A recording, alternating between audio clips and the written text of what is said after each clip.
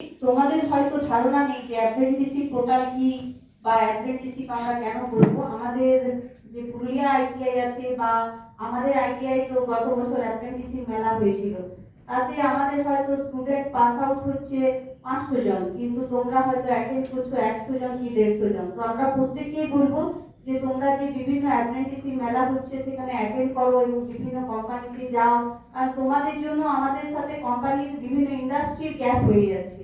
যে তারা বলছে ম্যাডাম আপনাদের তো 30টি স্টুডেন্ট আসছে কিন্তু সেই সত্যি থাকছে না কেউ।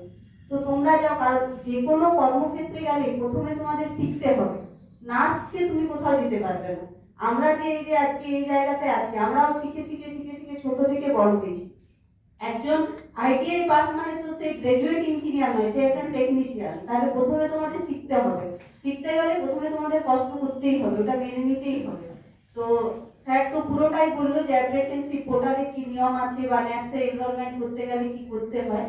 তোমরা আরো তোমাদের বন্ধুদের বলো, আজকে হয়তো সবাই আসবি, সবাইকে বলো অ্যাপ্রেন্টিসশিপ পোর্টালে এনরোলমেন্ট করতে, এবং তোমাদের উজ্জ্বল ভবিষ্যতের কামনা করে আমি আমার বক্তব্য শেষ করছি। ধন্যবাদ।